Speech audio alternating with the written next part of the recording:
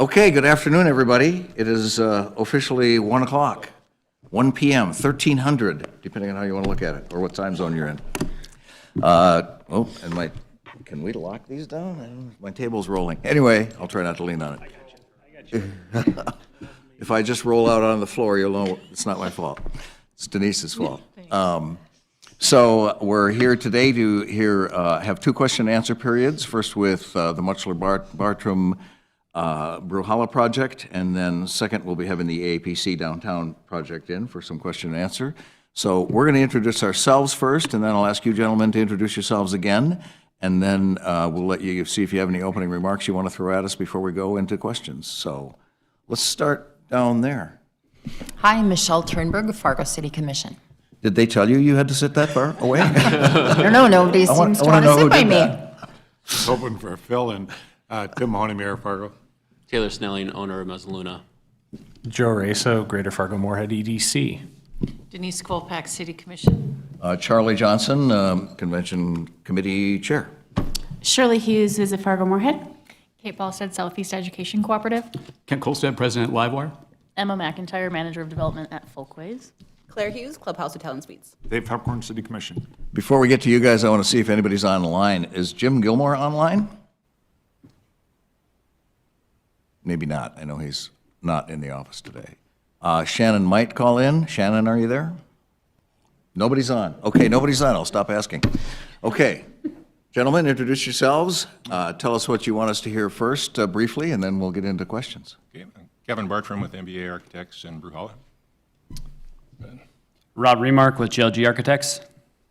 And I'm Mark Bjornstead with Drecker and Bruhala. And so first, I'd just like to start by saying thanks to this committee for, well, one, for the work you're doing for what this is going to mean for Fargo, but it's also, it's an honor for us to be moved on to round two, and we're excited to continue on this process with you and answer your questions today.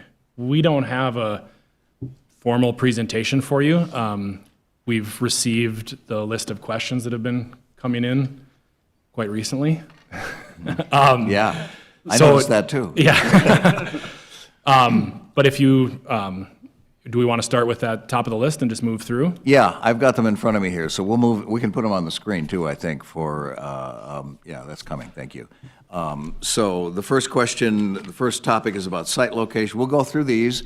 Plenty of room for follow-up questions. Don't be afraid, if I don't see you, speak up, it's fine. Or someone, Claire's usually sitting by me and tells me, so she can't help me with this, so, yeah, thank you. Surely you'll have to help with that, as I gaze around the room, attentively, might I say. So, yeah, we can jump in with questions, but we'll go through this list, and if it becomes a conversation, we'll stall till we get to the next one. So, on the site location, the number one question here points out, of course, that this will be part of the second round RFP, but we would like to know more about how you intend to mitigate noise and vibration from the nearby rail line. And, well, let's just go with that, yeah.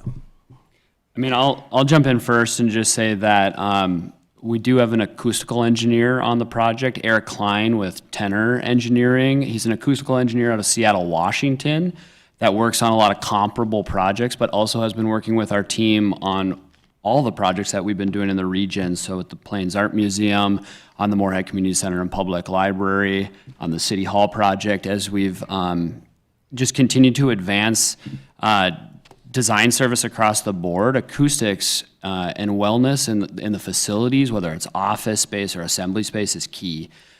So we've been working closely with Eric and his team. We started talking about some of the initial strategies. Of course, the first and real key thing is strategic site planning. So recognizing, yeah, you're adjacent to the tracks. Of course, there's noise at any site that you need to think about, whether that's interstate or air traffic. Obviously an urban environment, there's lots of different considerations of all kinds of different noise, whether it's sirens and fire trucks and things of that nature. So one of the first things that we're going to certainly think structures well with this facility is that we've got the service core and some significant building mass on the south side of the site adjacent to the tracks. So that's a key thing for the airborne noise, is to separate that. And then strategically, you have your quieter spaces, like your meeting rooms, the spaces that might be utilized with less amplification of sound. your pre-function space, where you're going to have people that are obviously just milling around and talking in small groups. Pulling that to the north away from the tracks and then letting the building mass behind you help protect from that. Now, of course, and this takes mention to it, and we'll share some more specific data as we go in round 2 on how this will be handled. But you have to think about vibration, and that's the thing with trains, that you have to think about vibration. And so there's some isolation of structure and some of the walls throughout the space that we'll need to strategically isolate, meaning like, don't tie all of the structure rigidly to each other so that the sound connects and goes through the building and couldn't go off to far distant places in the building. So we'll work specifically through digital modeling and working with the acoustical engineer to talk about where those areas of opportunity and requirements will be, and then we'll need to handle it. And then, of course, something that's going to be important on any of the projects is just thinking strategically about the acoustics in the space. A lot of that noise is created either via mechanical systems, but also just via the people using the space. So how can you make it an enjoyable space? So that's acoustic treatment, ceilings, baffles, et cetera, and designing for the correct amounts of that.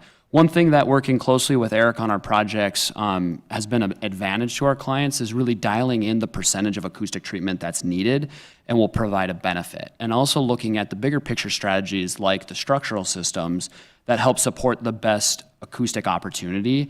So it's hard to cover up a problem and be able to actually, solve that solution together. So happy to add more, but that's our big picture strategy for how we'll be handling it and working as a team to make sure it's not an issue. Yeah, follow-up question, Joe? Yeah, so Rob, on that, speaking of the convention center, could you speak to the hotel? Is that essentially Eric's going to be looking at all of these? And also to that, are you planning to provide us with work he's done and examples on other convention centers that have dealt with this issue? Yeah, Joe, we certainly can. Yeah, absolutely. And Eric's actually going to be in town doing a site visit for some of the other projects, and so he'll be able to start doing some of this. I'm aiming for him to be able to do some of this initial metering. And the neat thing that we've got going is, of course, with Bruhala being there, he's going to be able to do some of that actual metering in existing facilities, similar relationship to the railroad ahead of time. So we're hoping to have like some actual specific data that will be able to help inform more specifically in the round 2 proposal.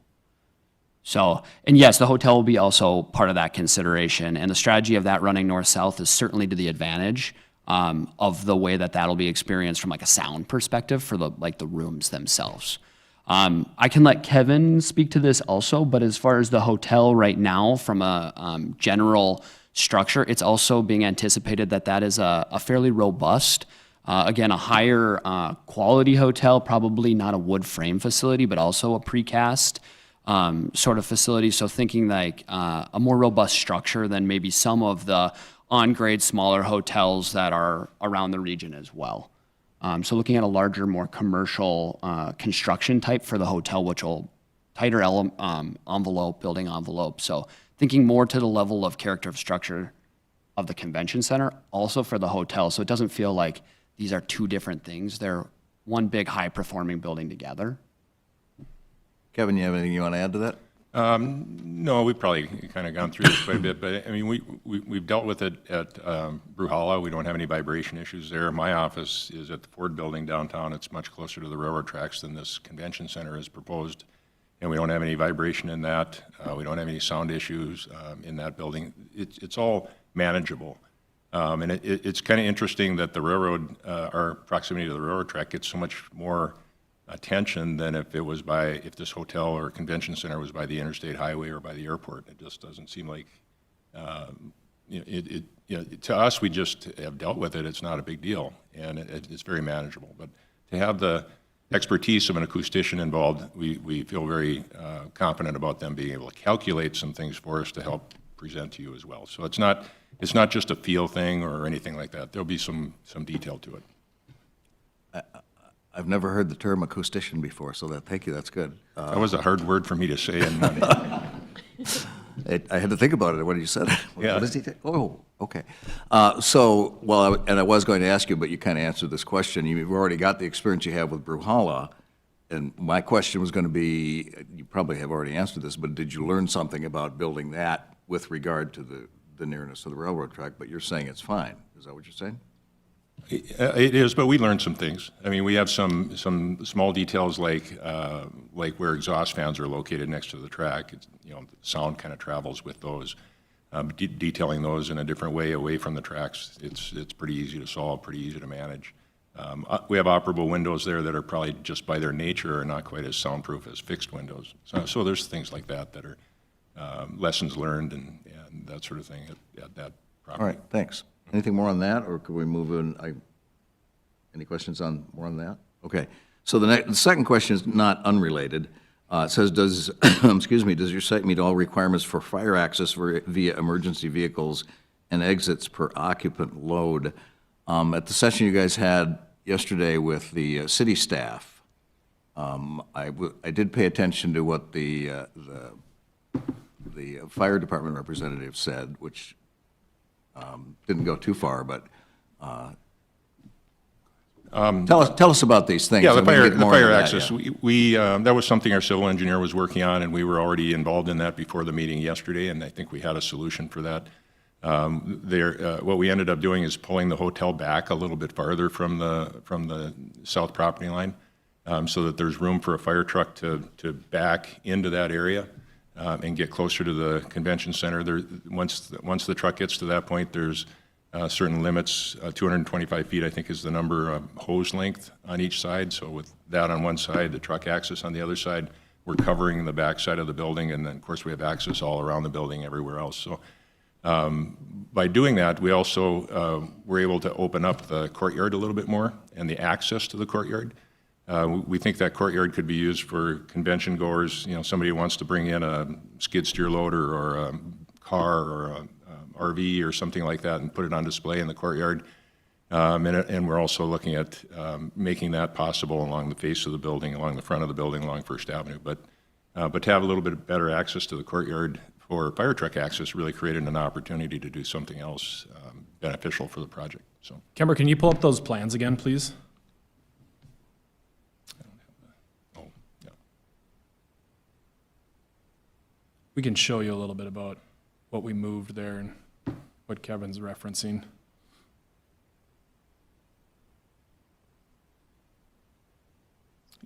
Yeah, get to the. That didn't look like our drawing. Might have been a different one. Yep. Well, Mark's getting that drawing. If it's okay with you, I might even jump ahead on the next question just a little bit about, because we kind of need the site plan for that as well. But that was a question about the utility lines and not connecting to Bruhala, or what were the reasons for not connecting to Bruhala.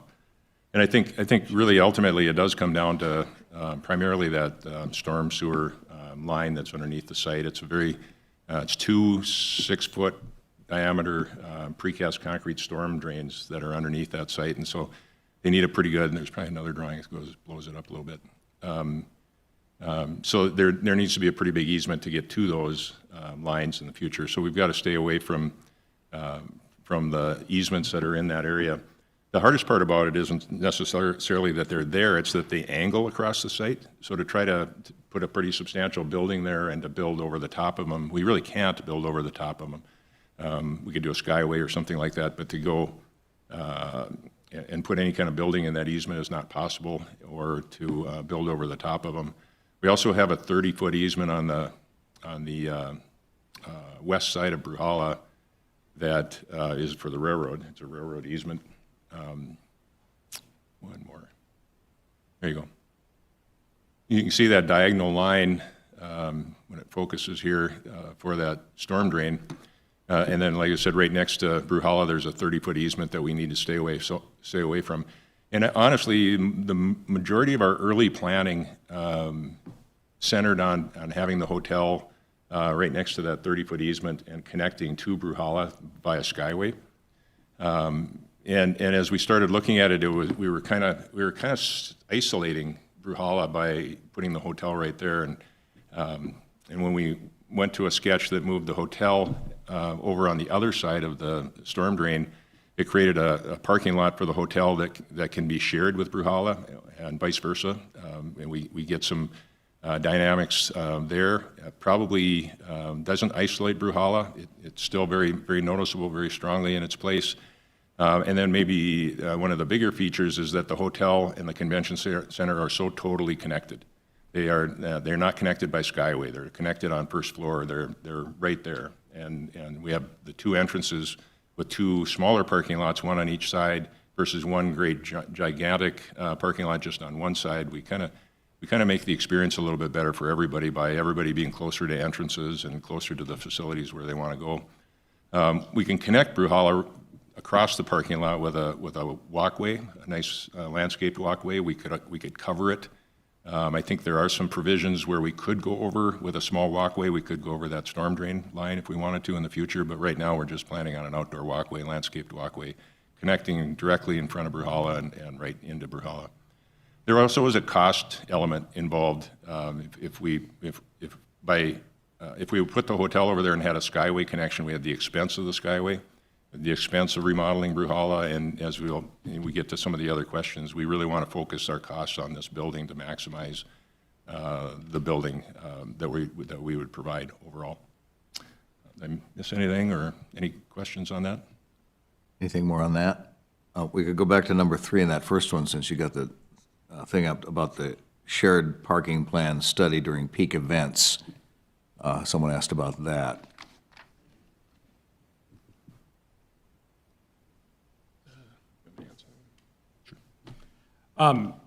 Yeah, I think, looking at a parking study is something that's probably important. And, we look forward to showing that, as we go through round 2.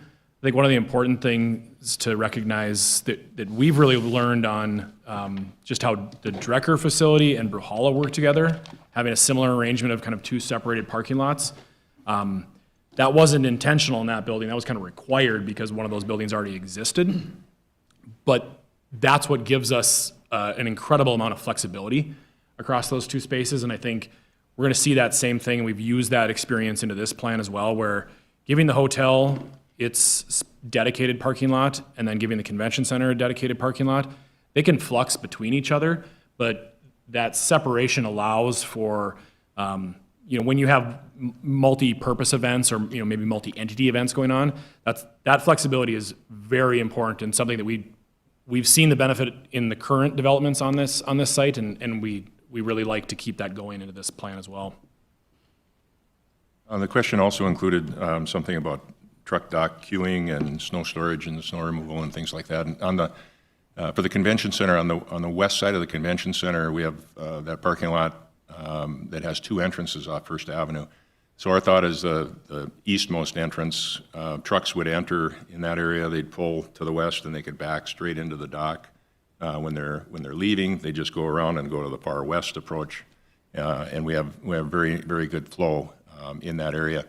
They can stage in using a few of the parking spaces if they need to for staging, and as they leave, that'll free up the parking. The parking is a little ways away from the entrance anyway. And while we're talking about that, right now we're showing two docks, truck docks, and a drive-in overhead door into the back storage and support area.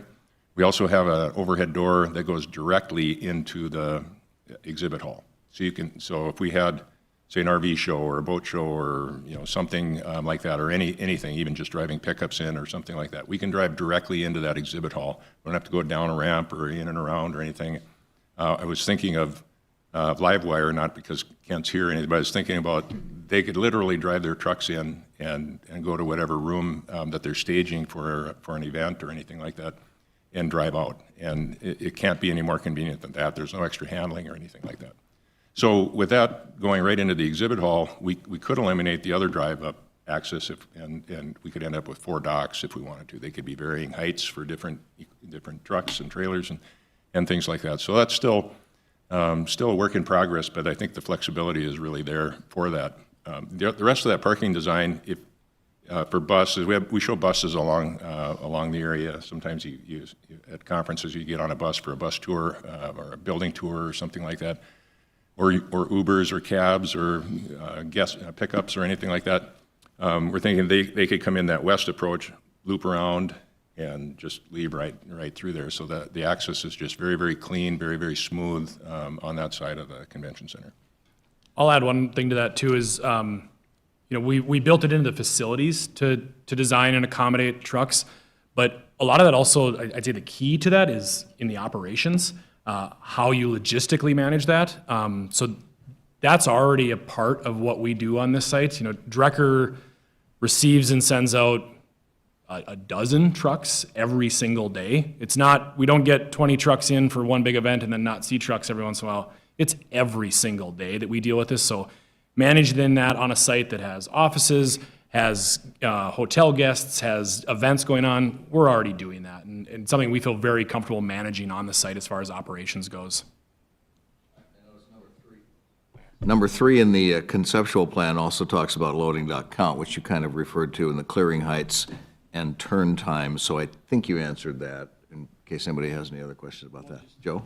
Just when the visual on there and thinking of buses and semis coming out that west and hitting that corner, that's just not a problem based on the design. Right now, that's okay. No, we don't see that it's a problem. We'll of course verify that with the civil engineering. They have software that tracks trailers and other things like that with the different access points. Okay. Number 2 under the concept, you have a question, Denise? Go ahead. Back to the meeting yesterday with the internal departments, were there any other concerns raised there that we haven't touched on? No, not really. Actually, there was a lot of good news there, I thought. The first thing that we touched on is that we know we need to rezone. This is limited industrial. It's the same zoning that Bruhala had. It was limited industrial. We rezoned that as general commercial with a PUD overlay. Very straightforward. Just then with the PUD, there's some certain rules that get assigned to that specific site that you need to work around. Our J Street apartment complex down the street on First Avenue was similar. That needed to be rezoned. That was rezoned as DMU with an overlay. Again, very straightforward, very easy to work through. When we questioned the planning office about time period, and I'm not trying to state a specific, or pin them down or anything like that, but easily a 3 or 4 month time period to go through the rezoning and the PUD process and things like that, and if there's any replatting. So that was all good news. The traffic engineer, we commented about, we have 2 approaches that we're adding on the east side, the hotel parking lot, 2 approaches on the convention center side. He thought that was desirable. So there wasn't any issues there. He thought that was a good plan. He said he preferred to have 2 ways in and out of these parking lots, not just one. So we have been looking at that.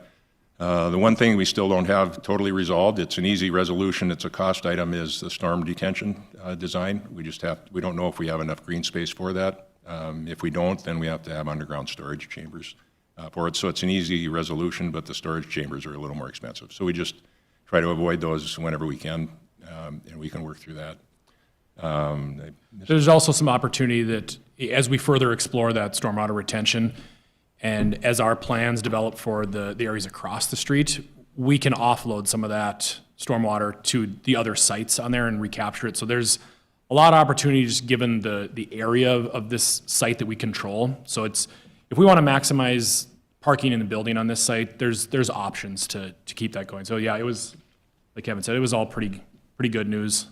I think some things that we were a little worried about as far as like the rezoning, planning was very happy that the heavy lift has already been done with the other projects we've done in the neighborhood. So that should be pretty straightforward, and we've already kind of broached all those subjects. As long as we're talking about the meeting yesterday, one thing you guys brought up was you were wondering about the ability to make the sidewalk wider, to improve the sidewalk. You want to talk about that just a little bit before? Yeah, we'd really like to see a better connection to downtown, east and west of this site, but also east to the downtown area. My wife and I live in the Drecker area. We walk downtown fairly often, most Saturdays to get to Marge's, because they have the world's biggest pancake, but it's pretty, and we can walk it off on our way home. But it's just a normal 4.5 foot wide sidewalk. There's no product placement in this meeting. Sorry about that. I won't use the real name next time, I guess, but But right now, it's just a 4.5-foot wide sidewalk. It's an easy walk, though, because there are no major streets that are crossing until you get to University. On this side of the street, until you get to our J Street apartment complex, there isn't a single intersection. So it's an easy walk, but it's not a fully developed bike path, walking path. And we would really like to promote that in and around this facility, but also connecting east and west. I lost my train of thought there. I had another thought. Go ahead. I think one of the other things we had talked about was incorporating the sidewalk right of way into kind of seamlessly into our site here. You know, you can see how we'd utilize this as kind of a plaza space. And so we went over that conversation with the city yesterday, and I think to paraphrase their comments really, that they're for anything that increases the amenities. It just comes down to, you know, what is a city cost as far as right away and what's a private thing. And I think that's pretty straightforward. We understand that part of what would be paid for in the project, but connecting the two is something that we really look forward to in the project, and making this kind of a seamless entrance off of the sidewalk, and then also utilizing that plaza space for, you know, if there's a boat show, having demonstrated projects out there, if there's a specific company that wants to promote something out there, food trucks, whatever's going on, that really becomes a valuable space and a way to integrate pedestrian traffic more seamlessly into the building. Well, we also learned yesterday that First Avenue is slated to be improved between University Drive and 3rd Street in 2028, 29, and 30, which was great. I mean, timing couldn't be any better that part of First Avenue is going to be improved. And if there's a way over a period of time that we can connect that area, and there's probably some design thought that would be happening to you know, improve that part of First Avenue, if that can kind of stretch out toward this area of town, that would be outstanding. Okay, other questions along those lines? Anybody? You can jump in with them if you want at any time. There's a second one of the conceptual plan here we haven't really talked about. Any back of house service pathways to the upper meeting rooms, someone is curious about. We go back to the plans. You're keeping everybody busy back there, it's good. Yeah. Me to go? Yes, definitely some considerations there. Whenever we're working on a big volume space like this, we want to be really conscientious of the square footage that's being utilized for circulation. It's an opportunity. Square footage and square footage cost, as you all know, will be a big driver across the success of the entire project. So whenever there's circulation paths, we want to be strategic and make sure we're getting like 2 FERs or 3 FERs out of those opportunities. So our initial instinct is that we think there's going to be a lot of opportunity for success on the catered experience in these meeting rooms. What we like to do, and was brought up actually in the code review meeting yesterday, is when you put over 50 people in the room, you're required to have 2 means of egress that need to be separated at a certain amount of distance to safely egress the number of people in the room. And so there's right there a strategy for if you're using multiple rooms and you're trying to bring coffee or cookies or, you know, something smaller like that is happening at different breakout sessions.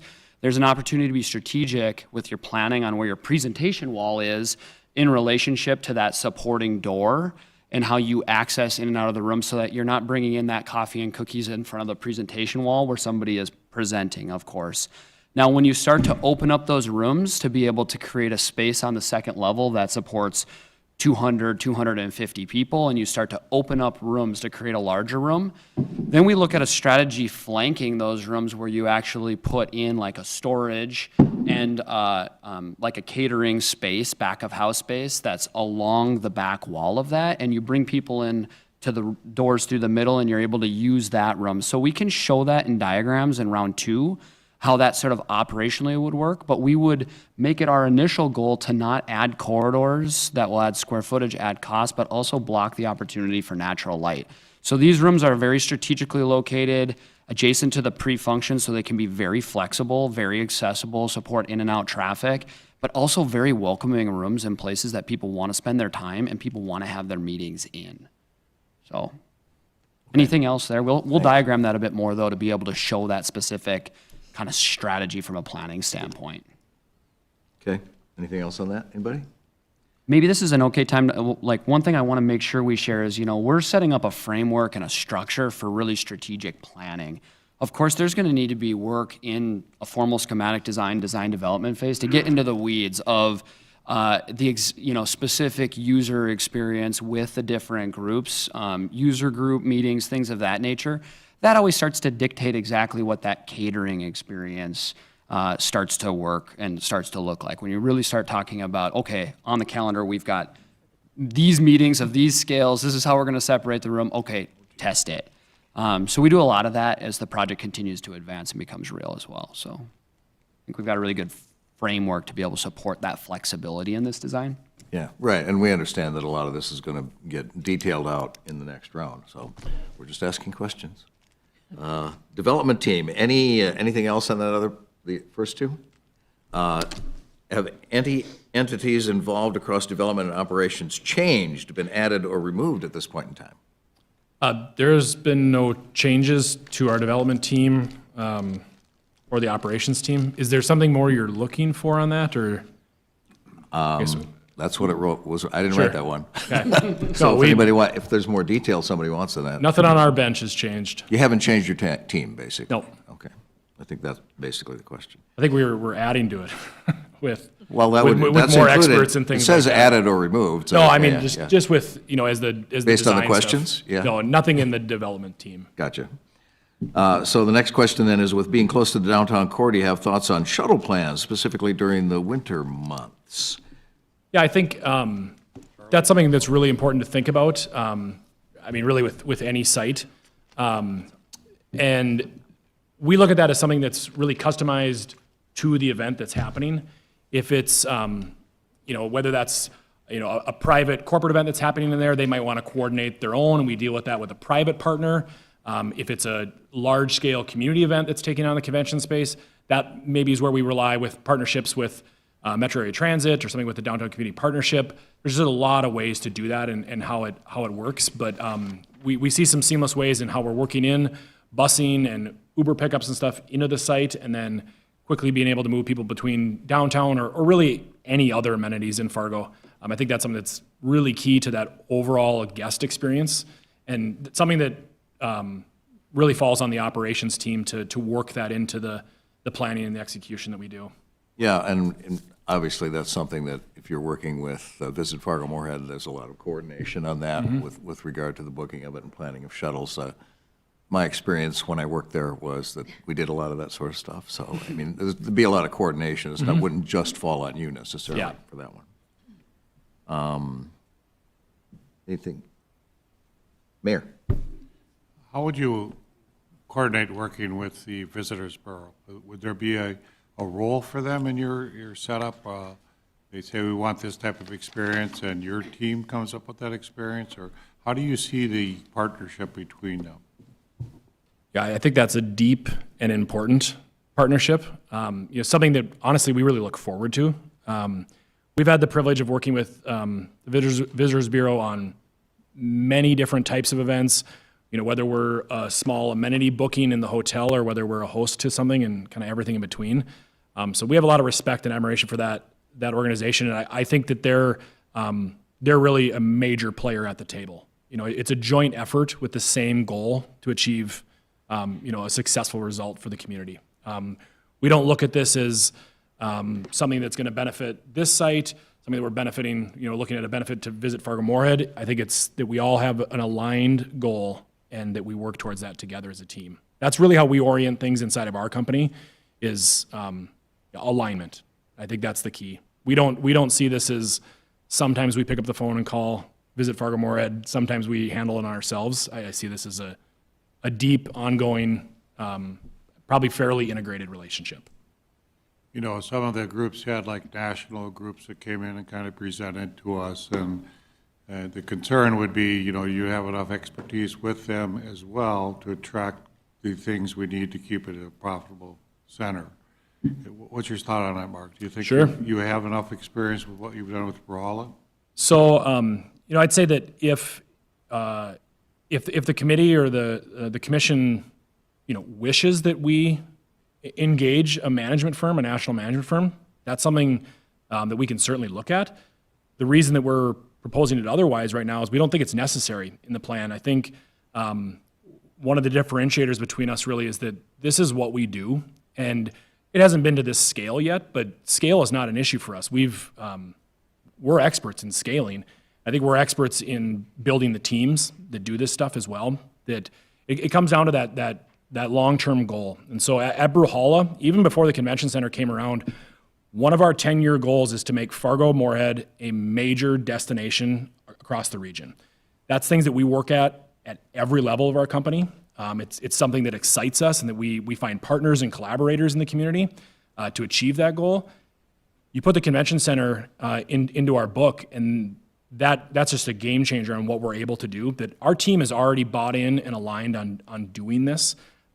This just gives us a much bigger tool and a lot more opportunities to achieve that. Thank you. Anything else along those lines? Okay, so we're going to look here at the financial questions. There are a few of those here and then some others.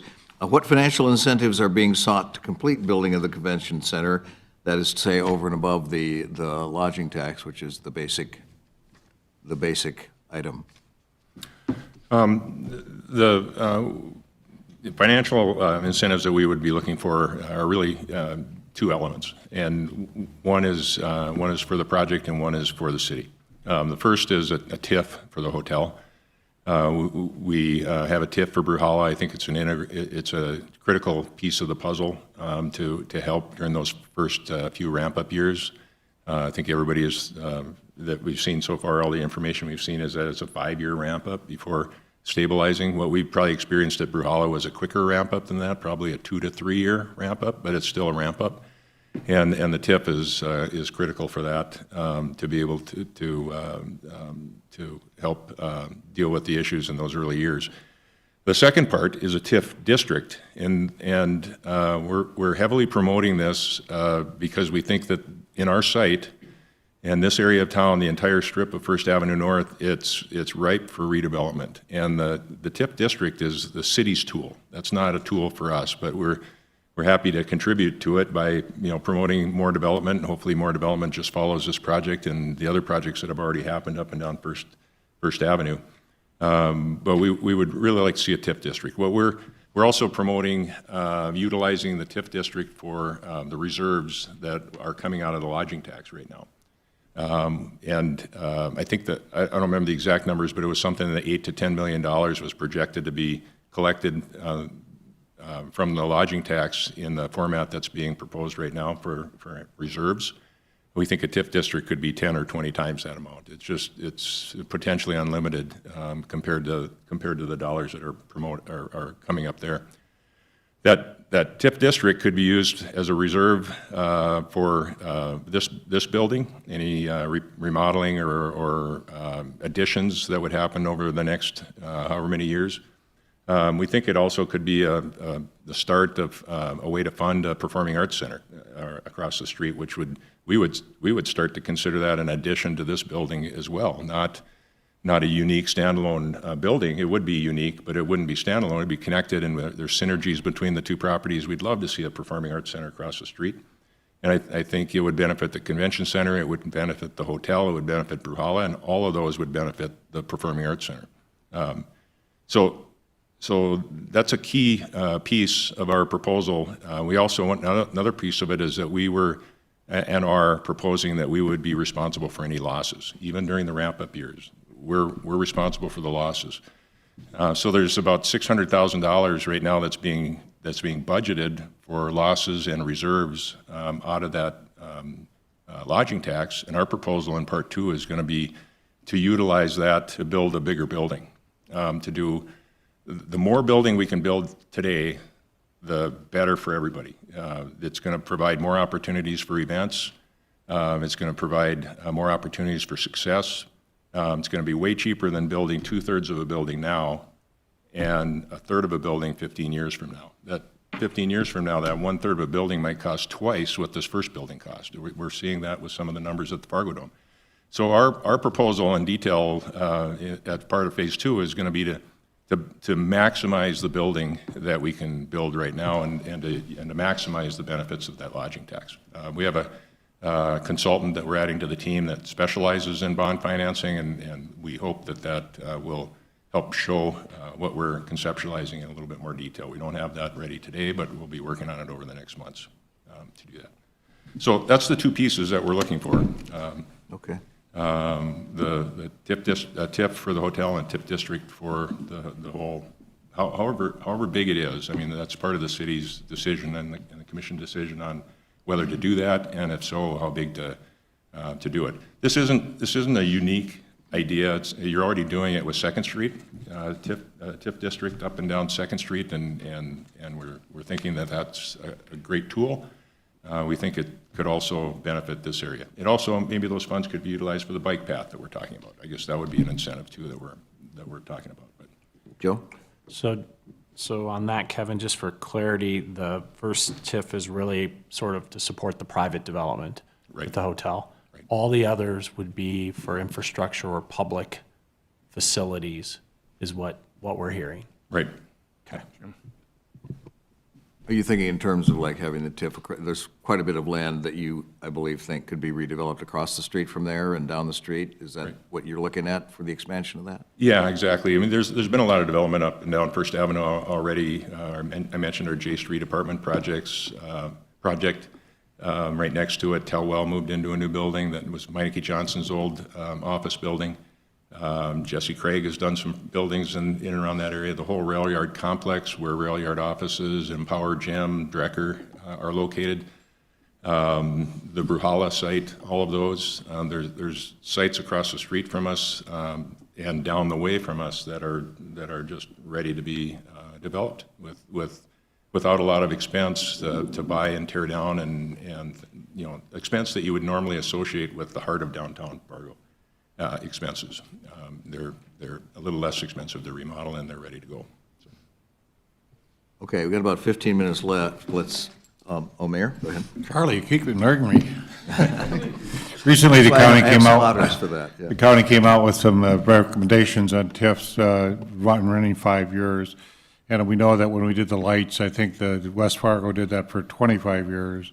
What is your sense, Kevin, of how much of a TIF would we need for how long to help in the endeavor? Because, I mean, I think if you got performing arts out of this, I'm almost anticipating we'd have to have a TIF of 15 years or 20 maybe to be able to generate enough income to try to do that. What is your sense with your bond people of how long do they think a TIF would be reasonable? Well, the TIF district we were thinking would be a 25-year district or whatever the maximum is. But it's the city's TIF district. It's not ours. We're just promoting it as a way to help further develop this link to downtown or this extension of downtown.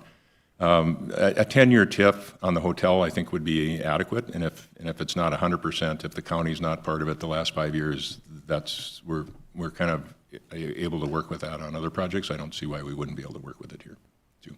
Yep. Okay. Any other key findings from your meeting with the teams yesterday that we didn't discuss earlier? Okay, then what do you see as the two biggest challenges you foresee in making this project happen? Yeah, we love talking about challenges. I think that's the only thing that gets us excited. I think one of the biggest challenges that we have is we know what we see out in this area. We've done multiple projects, and there's a lot of things that we just know from behind the scenes of what the opportunities lie here. I think one of our biggest challenges is sharing that vision and getting everyone else on board. And we've had a lot of conversations with this group, and we know there's a lot of shared vision for that. But we've been shopping this idea for I don't know, almost 2 years now. It seems like forever. Some of the first comments we got on this is what a terrible idea it would be to put a convention center in a gravel parking lot. Well, that just shows a lack of vision on that it won't be a gravel parking lot once you put a convention center in it. And then wouldn't it be great to turn a gravel parking lot into something much better that we're dealing with a lot of opportunity. There's a lot that we can raise the bar out in this neighborhood. And so we just want to continue to promote that vision and help everyone else see what it is that we've already found out in this area. I think for number two, a budget on the project is, I think, something that every developer on this is talking about. It's a tight budget for the building that Fargo wants, that we all want for the community. the construction climate. When we look at this getting pushed out, we really want to see the shovel get to the ground fastest, get those bids locked in as soon as possible.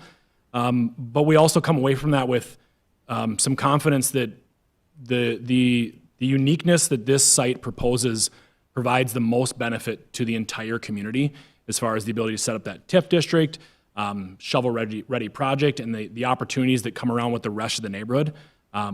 We know that budget can be expanded as far as possible to create the biggest benefit out here. That's what we're working towards. All right, also ask what the two biggest differentiators there are. You've probably addressed that issue, but give me your top two. Do it again. I think the strength of everything that we've done in our company in the last 10 years has really been the people involved. And it's not just about assembling great people on the team. It's creating a dynamic and a shared vision of alignment on that vision and accountability to achieve those goals. And those are two things that we do every single day, day in and day out. Is our core mission, what gets us up in the morning, is to create experiences and destroy expectations.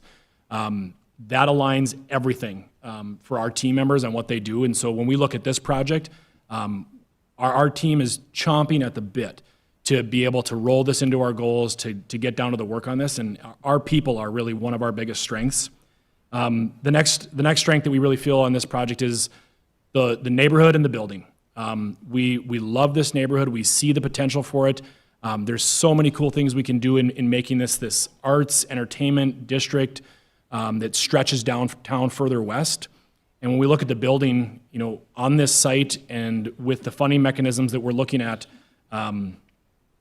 this site proposes the largest building, the most amount of expansion capability, most amount of future development, I'd say where there already isn't the possibility for development. So choosing this site is something that benefits, it creates this neighborhood, it sets up something really unique, and then benefits the entire community. Okay, thank you for that. We already talked about the master calendar and the fact that you'd work with Visit Fargo-Moorhead. There's one question here, though. Would you anticipate having a blackout policy for brewery or festival conflicts, or do you think they can coexist? No, I'm glad you addressed that, Charlie. I think that's really important to look at. I think that's one of the strengths that we've seen. It was a concern for us when we were going from Drecker to Bruhala that we were going to have two different types of event calendars going on. And it was actually a pretty seamless strategy to figure out how do we balance those. What you're really looking at a lot of times in the stuff we do is we also do private bookings, whether that's weddings, corporate events, booked facilities, and then Drecker and Bruhala host a whole slew of community, what we kind of consider public events. The way we strategize on that is that those public events are always flexible. We move them around to fill into the spots where there isn't those booked events. And you've heard this a lot, that the booking window for these private events is much further out than what we plan for our public events. That we always have a plan for it, but we can move that within a pretty tight window of where that has to be. So that was a pretty successful model that we've already identified and been successful with in Bruhala. We see that just extending over to the convention center. And if you look at blackout dates, if you want to talk about that, I actually see blackout dates going the other way, that there would not be a scenario where Drecker or Bruhala would deliver a blackout date to the convention center. There's just no scenario where that would make sense for anyone at the table. But I could easily see it where the convention center would deliver a blackout date to Drecker and Bruhala, and that's something that we're perfectly comfortable working with because we're already a flexible and dynamic with our calendar. Okay, good, thanks. Local vendor inclusion, catering, AV, exclusive or preferred, assuming you're going to manage it, which is your preferred view, right? Yeah, I think that the answer on this is that it comes down to guest experience. That we want to have a balance of a preferred or some type of caterer that knows the building. We have a relationship that delivers a repeatable result. That's key to getting that the bulk of that catering stuff done. And we already have that type of a relationship at Bruhala. It's incredibly successful. It doesn't limit options to the group.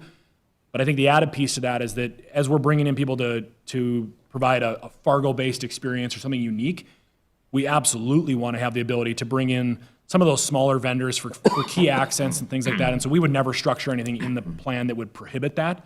I think that those two can easily coexist together, and it all comes down to delivering the best experience possible for the guests that want to come to this facility. To be clear, in your current operations, do you work with outside vendors? You're not exclusively tied to the people who are in the marketplace? So with like the main catering aspects in like the event halls, because of health code requirements and kind of the ease of operations, that is set to a preferred vendor.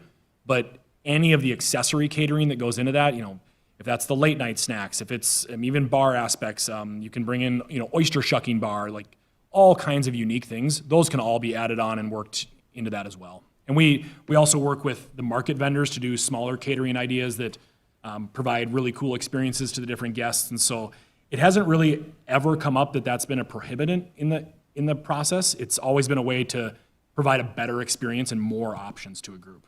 And just to be clear on that, we're working with Great Plains Hospitality and Urban Foods on the catering aspect of it. We're not doing it as part of the hotel, or we're not operating it as part of the hotel. So we have a catering kitchen that's located along those south support spaces, and it's separate from the hotel, restaurant, and bar. So we're treating those as separate entities, and they will be separate entities. They may, in fact, be both Great Plains, but we don't know that for sure.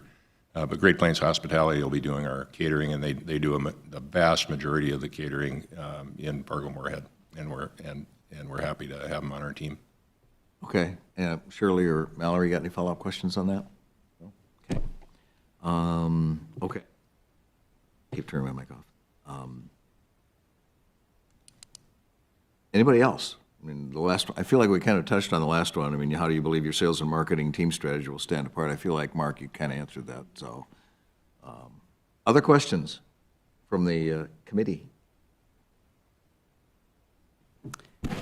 Can we circle back to the hotel really quick? Can you share a little bit more about where you're at with that process, what it's going to, I saw that there was a breakdown for hotel rooms per floor, but flags, that type of a thing? We've done a little bit more design. We're still making contacts on the flag, but we've done a little bit more detailed design.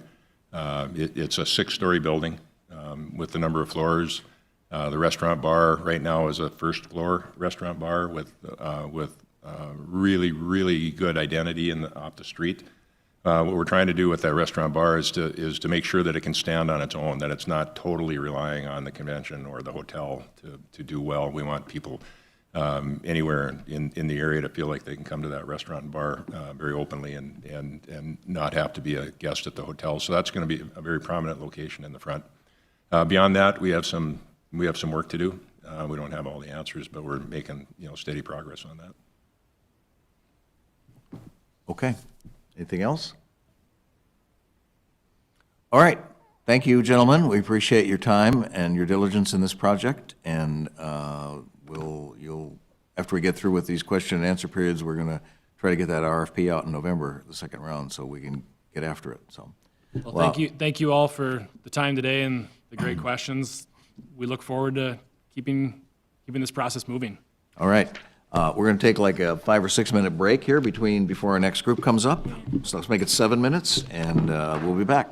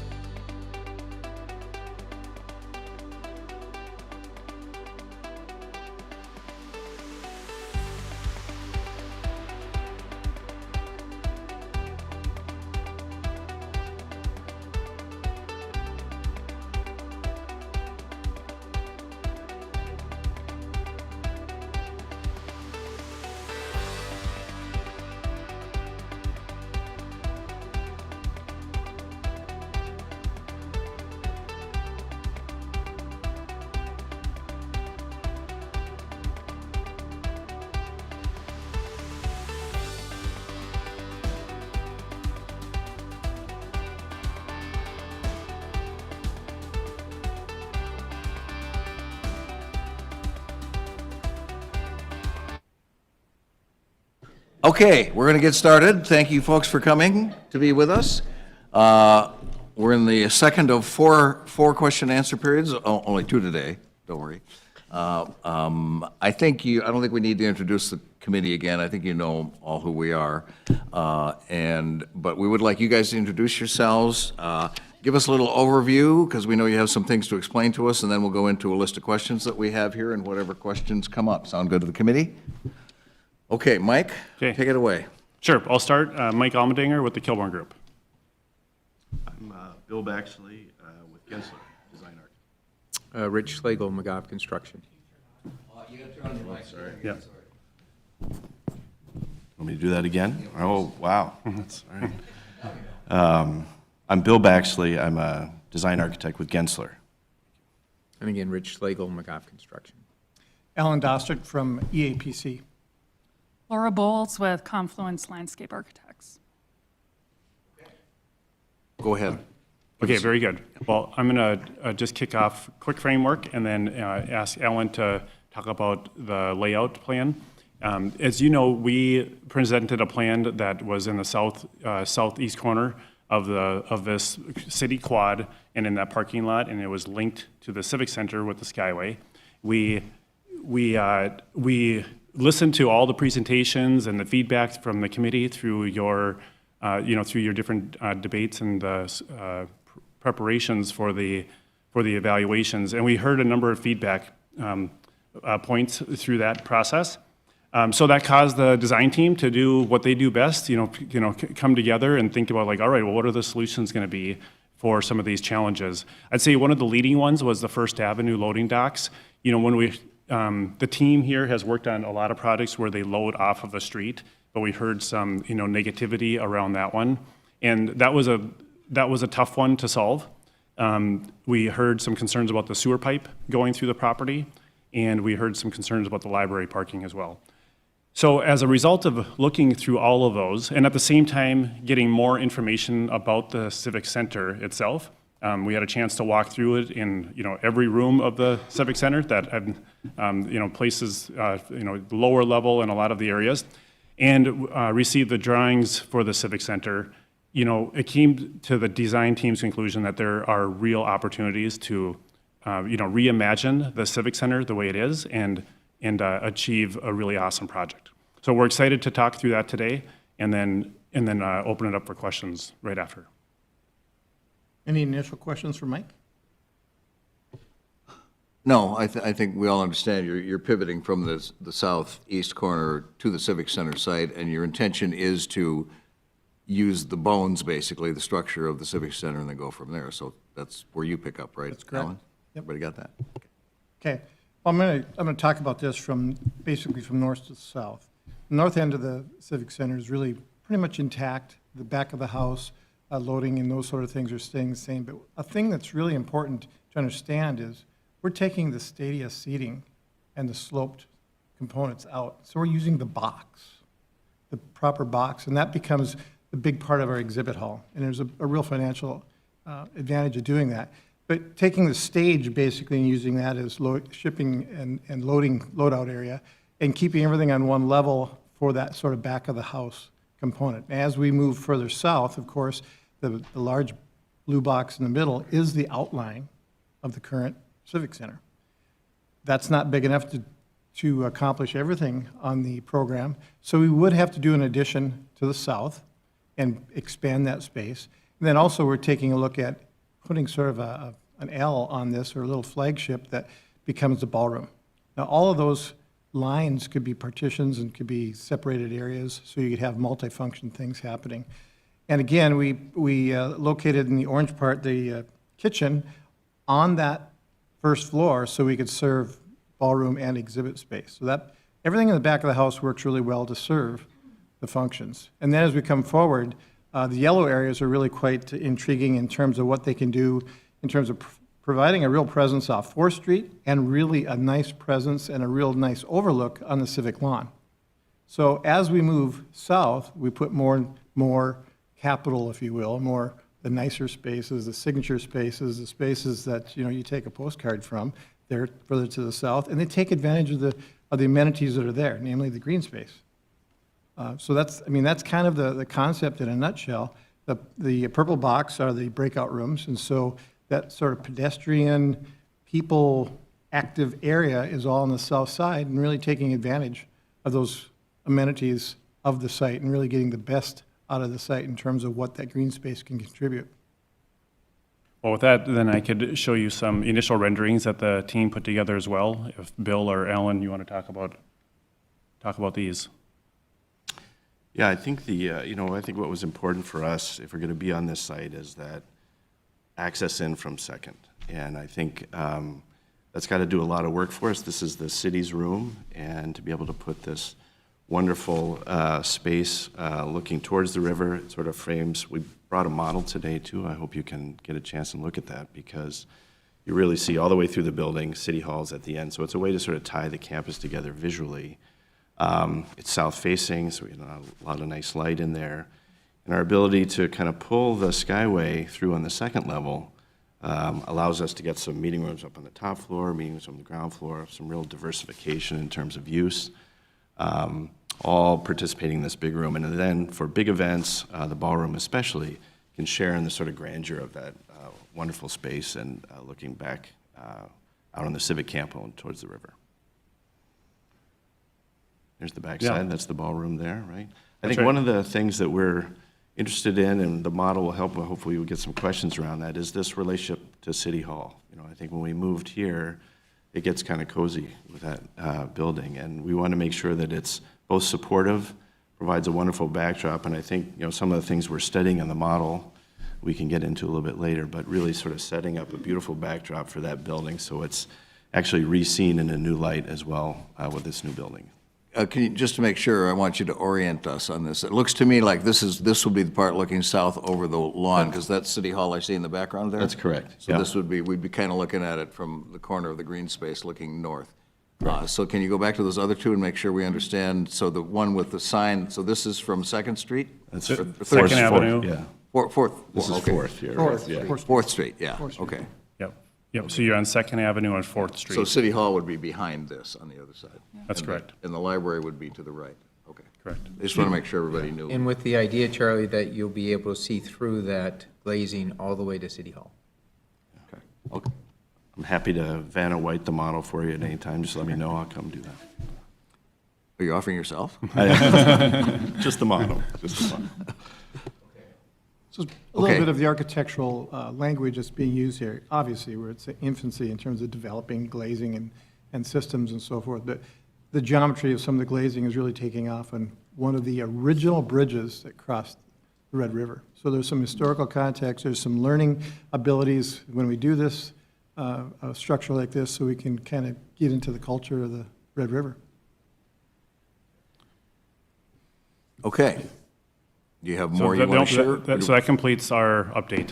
Okay, so, questions? The So, mayor- oh God, no, you got to go first, sir. Yeah, we're gonna let yeah, I don't want to run it, don't do that to me again, Joe.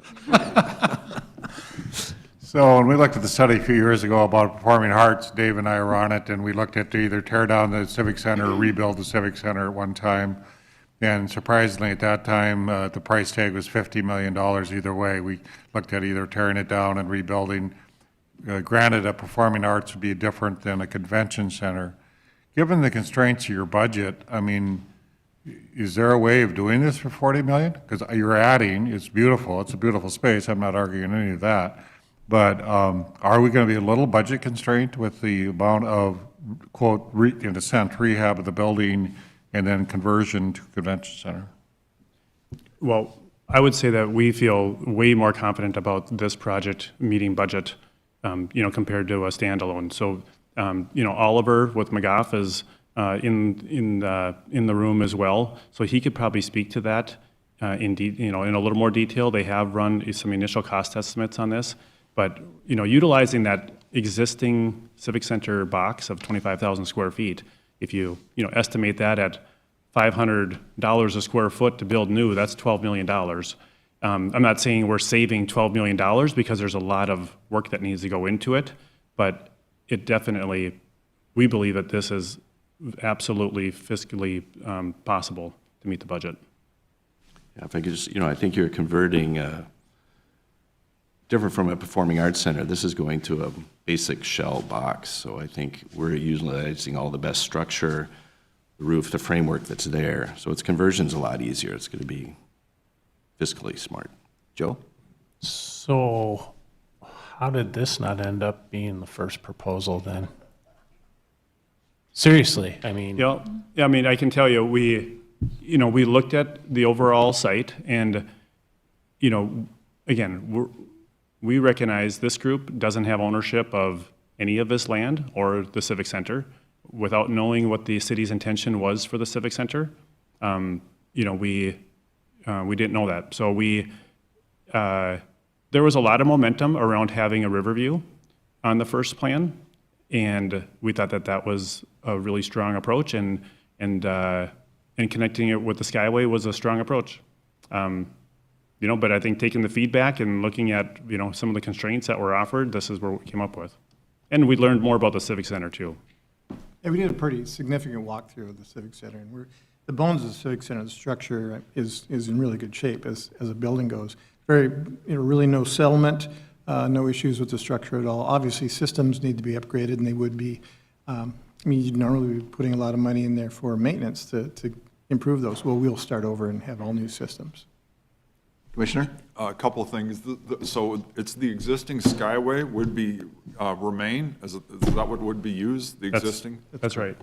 And then, so hypothetically, then in the future, there could be a future Skyway connect City Hall to this new structure too. But that'd be a separate expense, but that would be a potential thing that is that correct? That's right. I would say I like this a lot better because you have a kitchen in the facility. In your original plan, that was not. And so I do think that. And can you talk a little bit, obviously part of it is the hotel.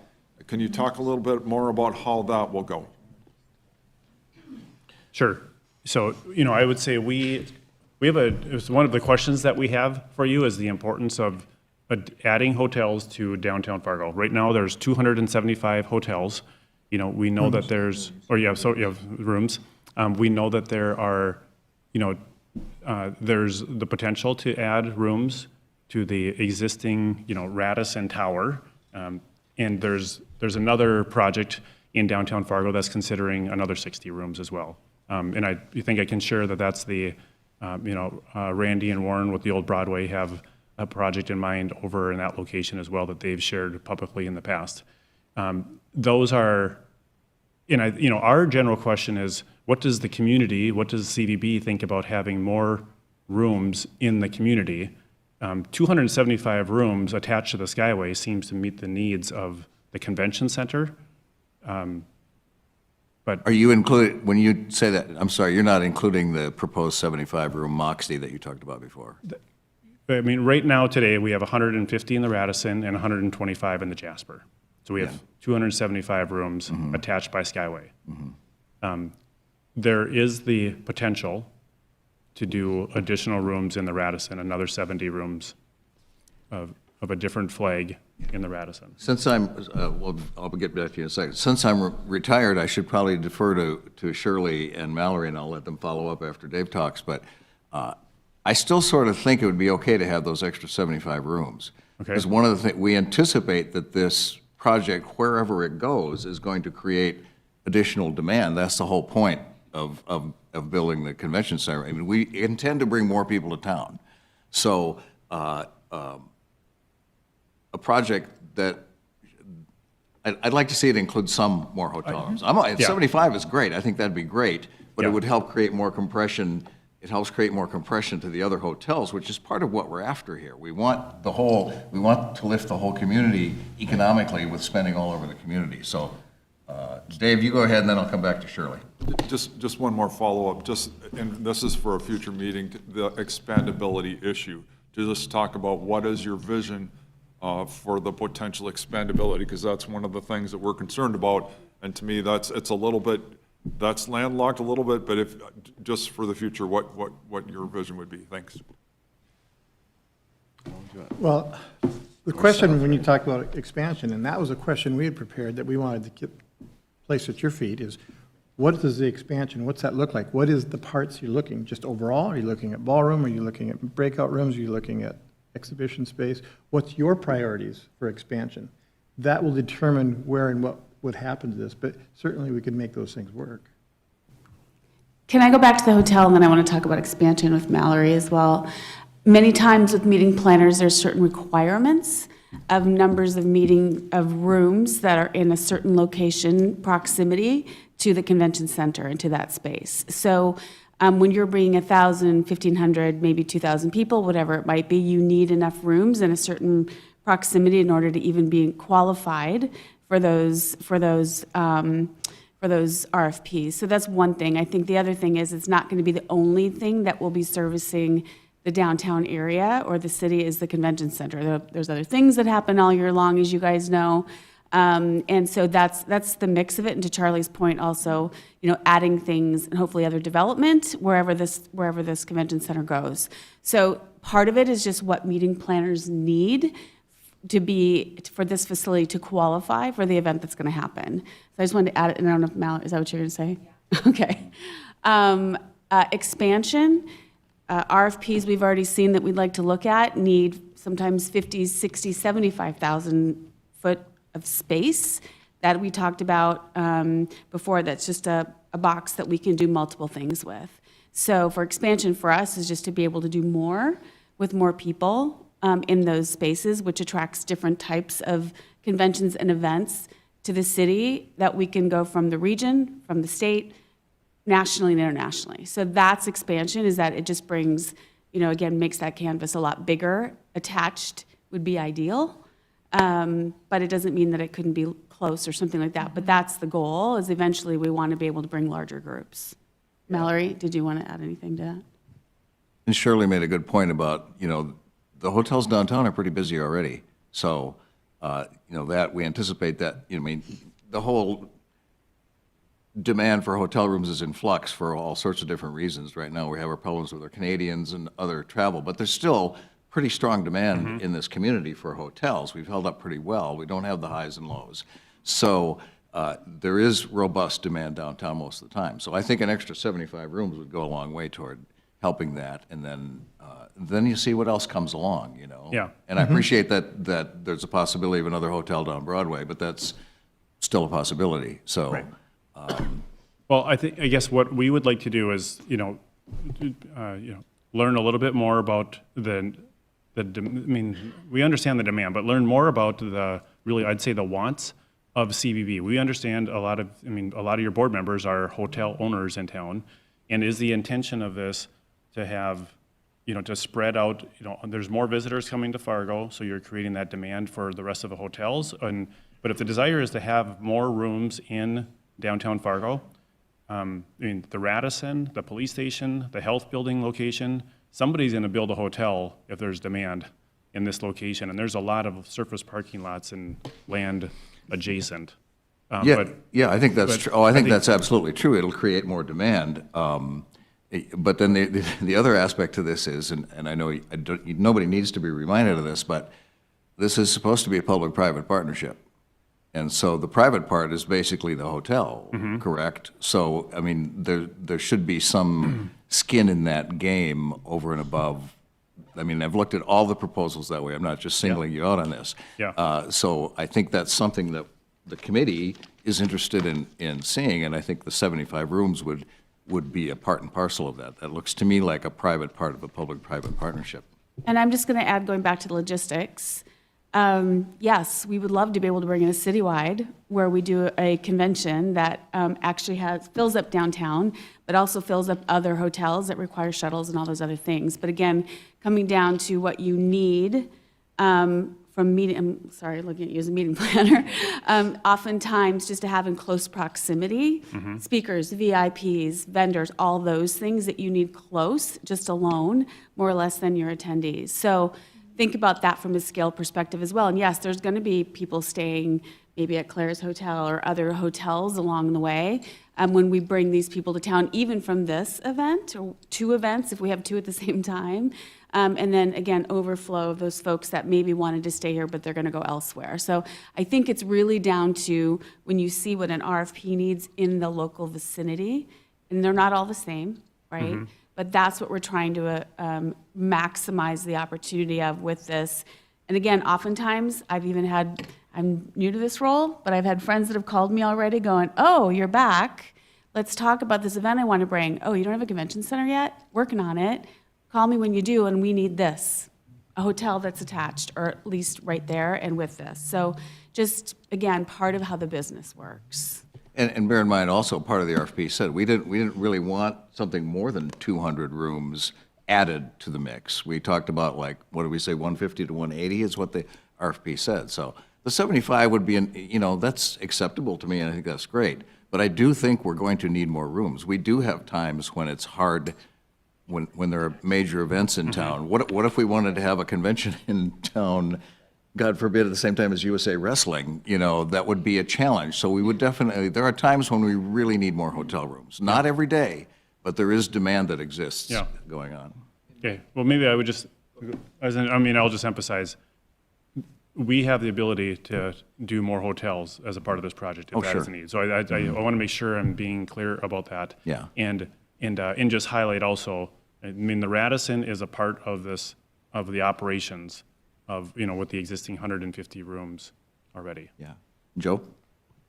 So maybe this is as much to Shirley and Mallory, but when we look at, and Commissioner Pepcorn brought this up, with the expansion, if you look at this ballroom and kind of the L shape, is that detrimental to the typical needs where if somebody wants a huge full space and then thinking about expansion, and Shirley, you had mentioned, hey, offsite may be okay, but a big square, a big rectangle probably helps. So. Yep, I got you.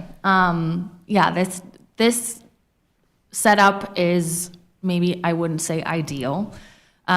We kind of briefly talked about it before, but the idea of being able to have one rectangular room where you're gonna have multiple things happening at the same time if you do have air walls, but also having that ability to open it up for one speaker, whereas this L shape is gonna be harder to do that. I know you had talked about the exhibit hall being not carpeted versus the ballroom being a different experience. I'm just curious how that's going to flow if say that whole L shape is wide open. Does that make sense? We really need to take the cues from you guys in terms of what you're looking at. I mean, we can make either way work. And our understanding, without having the input from you folks, is that the ballroom typically would have a higher level of fit and finish, a little better acoustics, better lighting, a softer space, if you will. Doesn't mean that we have to do the whole facility that way, obviously. But that understanding was something we kind of unveiled yesterday. We can make either way work in this scenario and it can be open. I mean, it's a question of opening that piece, and so you have someone speaking in the corner, if it's that type of a setting, or you sort of modulate the space to make it work. I mean, that ballroom can be flexible either way. Can I jump in here real quick too? I agree. I mean, it's maybe a slightly different layout than what we've seen in a lot of other proposals and what you might see at more conventional than not convention center, no pun intended. But I kind of like the idea that you could have two totally different events going on, right? And that city ballroom has its own, dedicated entrance situation. I've seen certainly stranger layouts. If we look at, no diss here, but St. Cloud Rivers Edge Convention Center has a very odd set of different layouts across their primary spaces. And they find different ways to utilize them. In some ways, there's nooks and crannies that they create, standing room only type of areas for folks to maybe hang on their laptop while they attend an event. They're still there, but they're, getting things done, that sort of thing. So, or catering prep, that type of thing. Yes. I was going to say, there's a way that, and I mean, Ken, you're the expert on this, where you can create sight lines to still see a stage from Definitely. the entirety of this space. Yeah. And I mean, looking at the square footage of the primary two spaces, so Civic Center Exhibit Hall and then the Exhibit Hall addition space, that on its own, addresses a lot of the primary space needs that we're talking about here. So I see the ballroom as a potential bonus. Again, maybe book two different events, at the same time.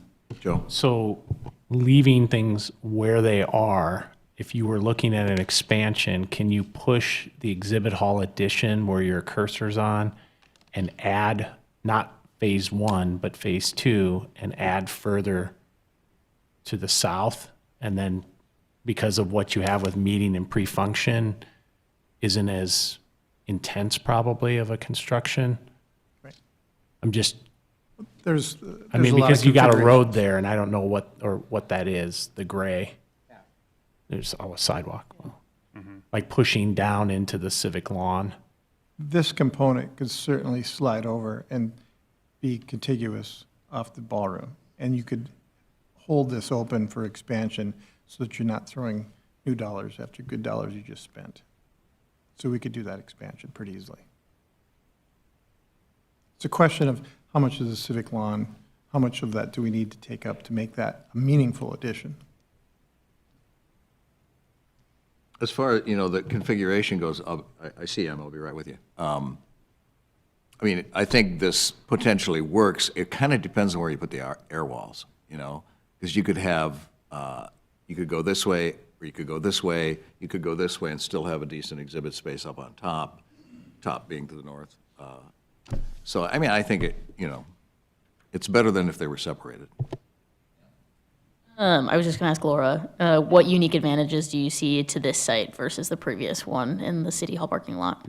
Yeah, well, the first thing I noticed is we have great southern exposure. We like to, you're going to have such a great view. I mean, the outside is going to make such an impact on the building too when you're in that pre-function space. We're going to have great sunlight, great spaces to be able to be outside and just kind of extend the space of the building. So I like that. In the old design, the outdoor space was on the north side of the building, so imagine staying in the shade all day long next to a 30-foot building. So I love this. And then, we've, just looking at plans that have been done, we see that parking lot as just kind of untapped. Is it green space? Is it something else? But if it was green space, it would be an amazing connection to the river, which is one of the most unique amenities in the whole city, the Red River. It's our branding, everything. We're right next to it. So that's what I love about this site. Other questions?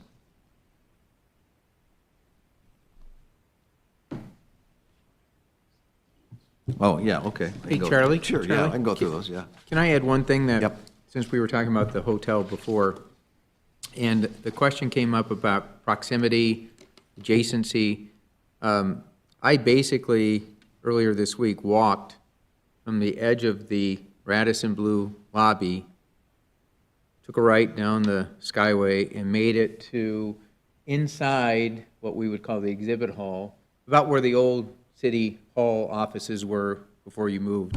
And it was plus or minus 10 feet, either way, 400 feet. I think it took me 1 minute and 20 seconds. So I just throw that out as maybe we think it's a little bit more of a distance than it is, but quite honestly, I think that was pretty close, so for what it's worth. Well, that also, your previous plan involved a much longer walkway just to get to the Civic and then to get to the Skyway, which was, I could see it, but it's longer, because you're making a good point here. And plus, it probably makes it easier in this case if you needed extra breakout rooms, you could go to the Radisson, or you could go to the Jasper, and it's not such a long walk to get people over there. So, yes, ma'am. I do have a follow-up on the landscape. You haven't touched on this yet, but this also includes future, perhaps a pedestrian path to the river bridge.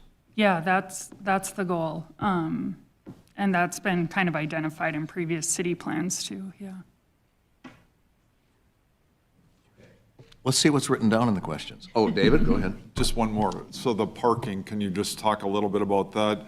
Obviously, you're connected to the Radisson parking ramp, but can you just talk about how many spots you think this would need versus, and especially as far as parking ramp spots? I know there's street parking, but if you could just talk about that.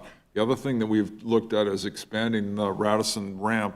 There's the potential of adding floors to that, and so that's another potential thing. So, and if you don't have that today, but just for the future, talking about that. Thank you. Sure. Well, we're definitely going to be focusing on our parking solutions for our final presentation. In our first presentation, we shared the ability to have some technology supporting the availability of existing ramps in downtown Fargo. And then this one, this one here, we do have a question on the parking that's in the southeast corner and how to utilize that. We absolutely believe that it's going to help. It's going to be improved to get the accessible access up to the convention center, which also, be accessible access up to City Hall as well, and an enhanced, parking structure down there.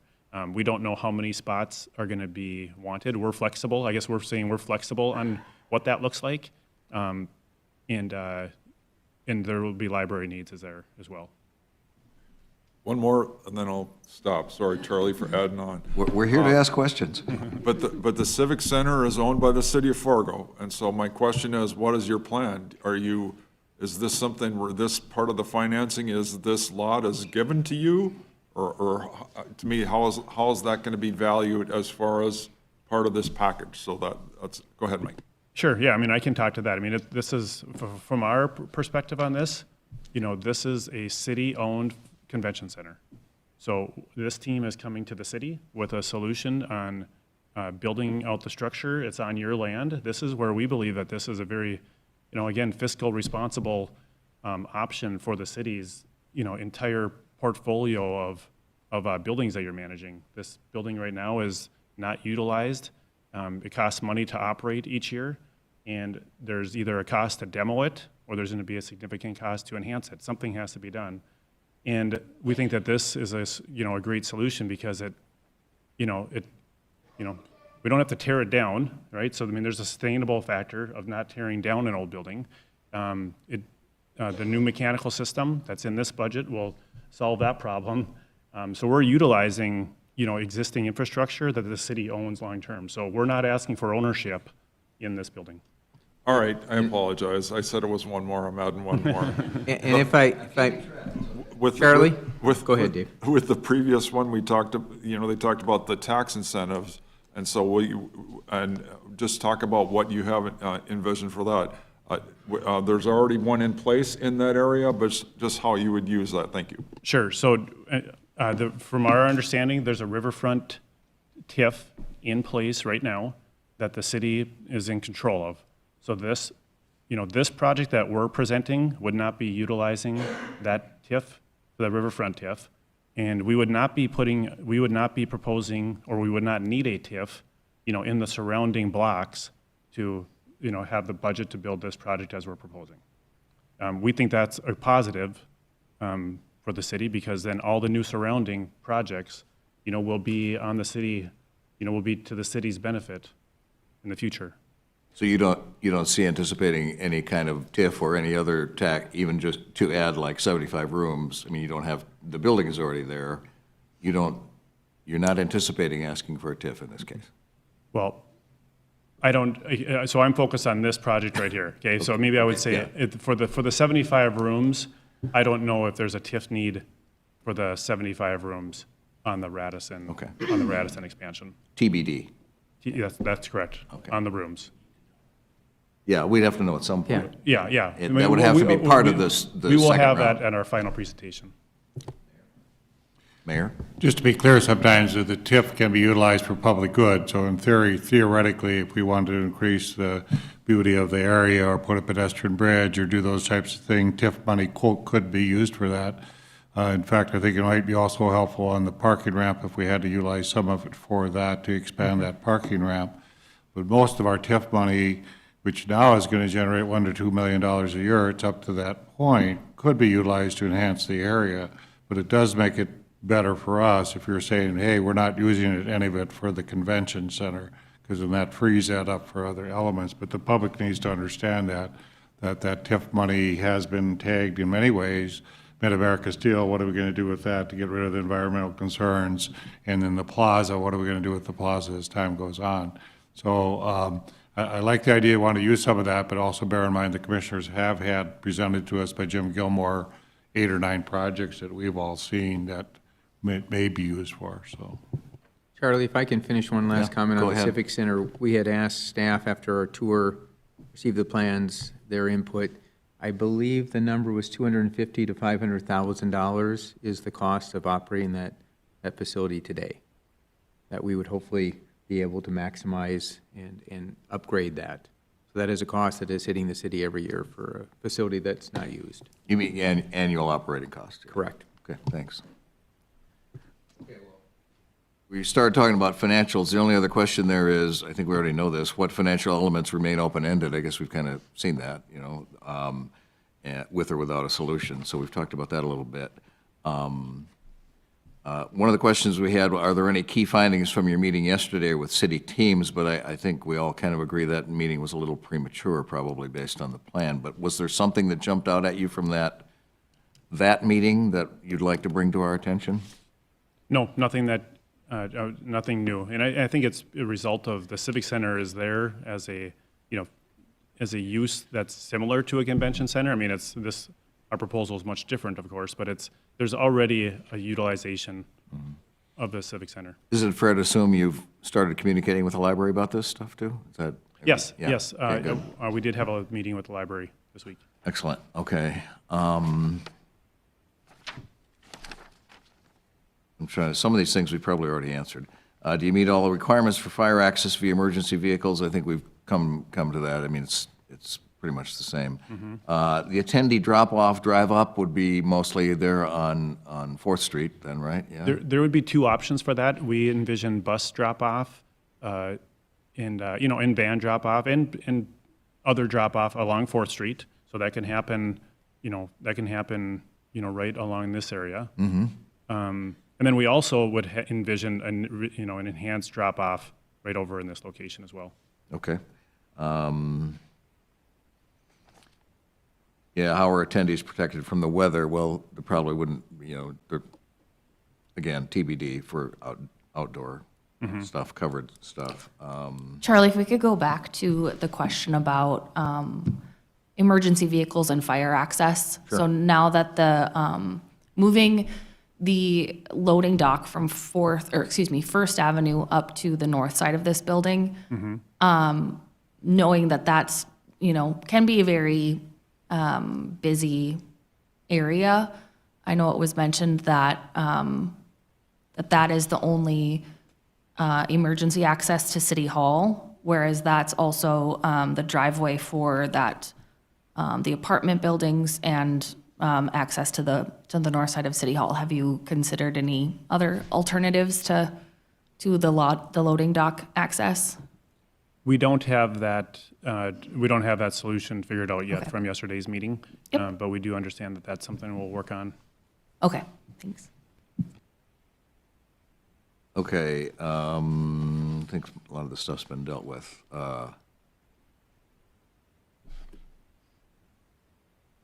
Yeah, outside this, anybody else has a question, go ahead. I'm running through the questions quick here, but I think we've talked about a lot of them. Something that would be interesting to know more about is ASM, is the team that you guys are working with for facility management, correct? Yes. Is their relationship with local vendors and how they expect them to work with the space? Is there exclusive vendors versus preferred vendors, and how they plan to operate with local entities? Yeah, it brings up a very good point, Emma. We did have Harry join the call, and I can't really tell from this perspective if is he on? Yeah, I'm on. Oh, Harry's on. Okay, on. great. All right, he's here. Can you hear me? Okay. Yes, we can hear you. Go ahead. Yeah. I Harry, mean, look, to answer that question, you know, first of all, you know, communities like Fargo, publicly owned venues, we're a government contractor at our core. We manage 450 venues worldwide. Probably 99% of those are government owned. So, you know, we flourish in that world. We understand that world. And central to managing publicly owned venues is providing opportunities for local vendors, and we do that all across the country. We don't have national vendor relationships for AV and other core services and products and supplies. We use local vendors, typically a competitive bid process, which obviously favors the local vendors that are on the ground there. They know the market, they can deliver the services and the products affordably, they have the inventory, et cetera. So, we work with local vendors, product suppliers everywhere across the country. That's central to what we do. Central to our success is providing local companies and entrepreneurs the opportunity to grow their business. Okay, thank you. Any other Hope that questions? answers the question. Yeah. Yes, thank you. Get more? Yeah, the only other thing, just maybe a note for your team to put in the second part of the proposal is parking downtown and near the Civic Center. I think I've spent more, almost every year of my career spending at least 2 weeks in the Fargo Civic Center. So I have personally a very deep understanding of available parking. I think something that would be interesting for the rest of the committee to see is how many parking spots are close to the Civic Center based on all the new parking ramps that we have in downtown. Maybe even like how many miles away they are, or how long the walk is, so we can get a better idea of the attendee experience. Would just be some feedback on something to be able to provide in that second round. Okay, yeah, we'll be sure to bring that information, and along, information, around our parking and wayfinding best options that we see possible. There were some preliminary numbers that were in that parking study that was just released, and I don't want to quote those right now because we didn't get a chance to really digest it, but, we look at 3.5 stalls per 1,000 square feet of convention center. 350 stalls was a requirement. We're well within that in terms of available stalls. And utilization factor that I'm thinking I heard was like 40% of the ramps downtown is all the utilization factor we have currently. So Something else that would be interesting is maybe like a idea of potential income from parking ramp usage. Could be interesting to see if there's a financial benefit of having those spaces filled and what you could anticipate. I know that parking is free for the first 2 hours in parking ramps, but if somebody's there for a convention, odds are they're there for the 8-hour window. I mean, again, we see this as, the city owns the parking structures, and that would be another benefit for the city. and these are real preliminary numbers that we had, but there's like 980 stalls available in this contiguous area, 830 directly attached to the Skyway. 450 are being used. Yeah, so I just have a clarifying question back to ASM. Thanks, Emma. She read my mind. Are they they're full operations and sales and marketing?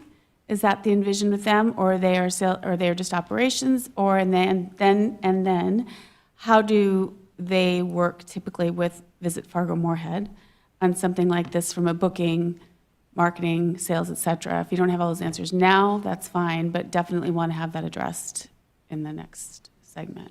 I can start and then hand it off to Anna Nash, who's with me today from Legends Global. But yes, we do provide full management services, which includes everything from operations to physical plant maintenance to box office to event services, capital planning, working with our municipal partners. Anna can specifically address our sales and marketing efforts and how we work in a complementary fashion with our local destination partners. Hello, Shirley. Can everybody hear me? Anna Nash. Yep, we can hear you, Anna. Go ahead. Oh, thank you. Wonderful. Anna Nash, Senior Vice President, Legends Global. To answer your question on sales and marketing, and Shirley and Mallory hopefully will meet soon at a Destinations International meeting. We're strategic partners with DI. We consider our DMO partners our first and foremost partners in trying to complement you and our staff, being an extension of the DMO sales staff. Think of us like a hotel national sales organization where you've got, a Marriott National Sales Organization, Hilton, Hyatt. So although the salespeople in the Civic Center would report to the general manager, we provide a lot of sales and marketing support from a corporate standpoint. Again, trying to make it easy to do business with the convention center, so the customers that are coming into Fargo don't, feel like they've got to work separately with the DMO and then negotiate separately with the Civic Center and then the hotels. We want to be the best partners possible to the DMO. So we're really aligning with your strategies making it easier for you to get proposals and get the license agreements done and execute site visits and everything that you need to do to increase business within Fargo. So we really activate the portfolio. We have a really robust regional structure. So, you would be invited to be on our regional call. So talking about business opportunities in all of our 70 convention centers and really finding out how can we activate that portfolio to identify opportunities that could come to Fargo in perhaps a rotational business opportunities. So it really is an enhancement to you guys, and we see it as very much complimentary and supportive. Thanks, Anna. This is Mallory with Visit Fargo Moorhead. My question is just pertaining to the point that you made about working with not only the DMO, but the Civic Center or the Convention Center and the hotel, knowing that there isn't like a new property unless the Moxie is part of this. How do you bring in the sales team then at the Radisson Blu or the Jasper? How does that, and what does that entail? We like to suggest a collaborative model or an alliance model, Mallory, where really we've got the DMO, the convention center, any other stakeholders that you would be identifying, and the hotel community to say, let's all identify, target groups that we want to go after, and let's work on that collaboratively. So the meeting planner isn't feeling like, they're getting an update from the hotel and the Civic Center and the DMO. It's like, we really need to be communicating as one, because it's hard enough to get business. So we really want to be easy to do business with. So the customer really feels like, wow, the DMO, the convention center, the hotel, they're all on the same page, and they're all really working together, and they're working for me. They're not working in silos. They're not just working for, the benefit of the Bureau or the benefit of the Civic Center or the benefit of the hotel. They're working for me, the meeting or event organizer that are coming into Fargo. And I think that's what we have to get to. And regular meetings of that committee, whatever that looks like, so we are on the same page with the shared goals and who we're going after. Really, that's what makes the secret sauce of Fargo work, in my opinion. We've had success with that in other destinations. Thank you, Anna. Hey, Mallory. Welcome. Mallory? Yes. It's Harry. Just real quickly, just to piggyback on Anna's comments, and I think she touched on it at the end. We manage, if you look at our portfolio and our resume on our website, we're in Saginaw, Michigan, we're in Port Huron, we're in South Bend, we're in Jekyll Island, Florence, Rochester, Minnesota, Stockton, Irving. I could go on and on. Secondary, tertiary markets is our bread and butter. I think, in all those I just mentioned and many more, we're working certainly closely with the DMO, the CVBs, but also with the adjacent or attached headquarter hotels. I think all of those venues, markets I just mentioned, have them. So we're well versed in this. We've been successful in this, and I just wanted to share that if there was any thinking that this large international company is solely focused on A markets and 500,000 square foot venues. That's not the case. Our sweet spot are markets just like Fargo, where we have the opportunity to be part of a leadership team to elevate those communities, which is what excites us. Thank you. Okay. Just to be clear, who currently manages the Civic Auditorium? Say it again? The Dome team manages the The Civic Fargo Center. Dome is managing it? Yep. Okay. Hey, Harry, it's Rich. Just for the audience's clarification, can you share what DMO is? A destination marketing organization. That's what- Same as the CVB. That's what Visit Fargo Moorhead is. We're a DMO. Yeah. Thank you. Thanks. Yeah. Good point. Too many acronyms. What does ASM stand for? The meeting and hospitality industry is all acronyms. You got to sift through it. Okay, other questions? Yeah, well, I think we asked the last group, or Charlie did on our sheet, and that is, what are the top two things that are challenged for you with this? Can I start with the top two things we're most excited about? Nope. And then go into challenge That's two? the second question. That's the next question. All right. I would say, I mean, we know that we have, we have to provide a really great solution for parking and loading. In the loading. That's, I guess, and if the rest of it, I mean, there's a lot of work to do, and there's a lot of collaboration between, you know, other stakeholders and neighbors, so there's a lot of work to do, but those are probably the top two that come to my mind, but I'm. We each get top two, or is it Yeah, that's right, yeah, we all get top two here? Sure, sure. We haven't compared notes. Compare his top 8. Give us and 10 top challenges. I think to add on that, I think the issue of sort of what day one looks like and sort of day two expansion, I think the idea that this, sorry, move it closer. That day two expansion, what does, if you really want to pull somebody in big, how can this facility accommodate those, even if it's not all the time? I think that's this one. And I think the proximity to City Hall, you know, I think we're certainly adding to downtown here. That's an important building, and whatever we do has to kind of work together with that existing structure. To go back to the expansion question, so I'm looking at, you know, where the Skyway, next to the parking ramp is, that's that's where the deck is now, the old police station, right? So what would be the square footage footprint if you wanted to build something there? Just, if it were just a box, could be the square footage there? You mean right up to City Hall on the? In this, so in this location. The facility on the corner right of here? 4th Street and 3rd corner. Avenue. Oh, yeah. So if I look at, I'm just guessing here, Charlie, but this blue box right here, existing, is 24,000 square feet. Okay. So about So, 20,000 you know, square feet. It's close to that. Be close to that. So you could put another exhibit or ballroom space over there, just, you know, as potential expansion space, And connected Charlie, by the skywalk. Correct. and if I could add, you have the health building, you know, to the north of that, across the street, which is perhaps underutilized right now and maybe needs to have a new future.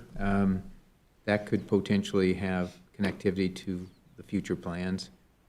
I think the other thing is, and we've spent a fair amount of time recently looking at the master plans for this Civic Quad, and I won't steal a lot of thunder, but I do think we need to tee it up that we have some visions for this continuation from our facility down into the southeast parking lot. It's quite impressive, which you'll see at the interview.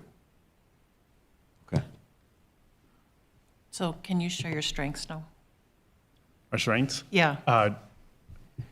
For us, we think, being located in downtown Fargo, in the walkable entertainment district, is a top, is definitely a top, top opportunity for inviting guests to the convention center in Fargo. And maybe I'll open it up to the rest of you to share. I'll take one and let someone else have the other. I think the cost savings of utilizing the existing Civic Center and taking that square feet and bringing it back into resource, a contributing resource is huge. That alone brings the project into a very financially feasible option.